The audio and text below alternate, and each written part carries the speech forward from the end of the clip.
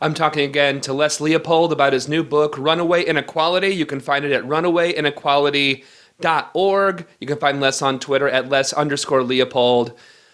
Let's talk about, because one of the things in the book that's so important to understand, because it's not just the fact that people, are making less and these CEOs are making so much more, but one of the core things is how much economic inequality is really tearing apart the very fabric of our society, where essentially you have this crazy super rich in a world that no longer is really even, it doesn't necessarily have to be connected to their fellow citizens. Let's dig into that a little bit. Okay, well, first thing to remember is when people get super, super rich, what they do is they stop paying taxes. They find ways to avoid paying taxes in this country, moving their money offshore, using every tax dodge imaginable, and paying very, very low rates. And big corporations are paying almost no rates as they move their money overseas. This puts a tremendous amount of pressure on the public sector. And as a result, the infrastructure, the services that the rest of us need are deteriorating. We're in the richest country in the history of the world, and our infrastructure is collapsing. Meanwhile, the wealthy don't live in our society. They don't go to our schools. They don't use our airports. They live in gated communities or far away from the rest of us. Helicopter around so they're not stuck in traffic jams.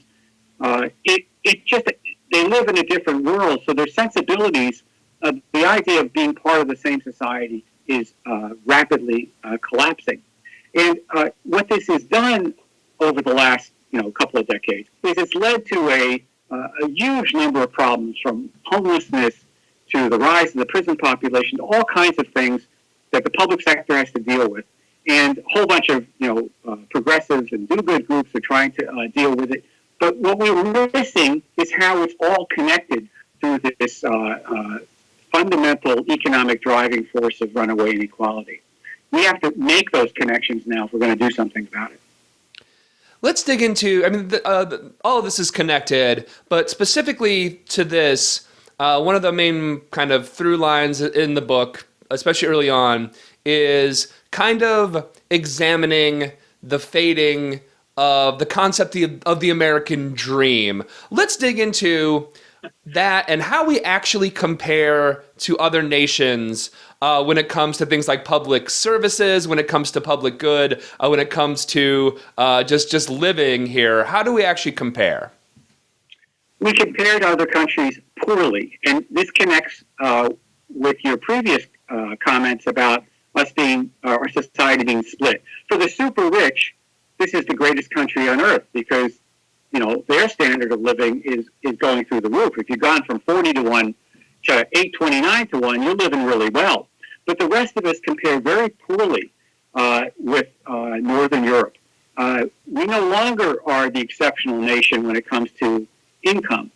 German auto workers, manufacturing workers make more than American auto workers and manufacturing workers. The lifespan is much higher in most European countries and Japan than the United States. Levels of education are higher. Preschool support is higher. All kinds of healthcare indicators are higher. Happiness indexes are higher. The one that is the real killer is they are able to measure upward mobility. Like, what are the odds that you're going to be in a higher position than your parents? That's the very definition of upward mobility. It turns out that they did a study on 6 countries, including the United States, and we were dead last.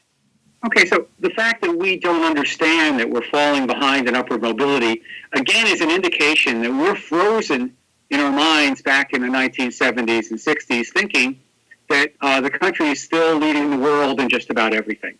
We've missed this incredible turn towards financialization and towards the fundamental ripoff of Wall Street from the rest of us.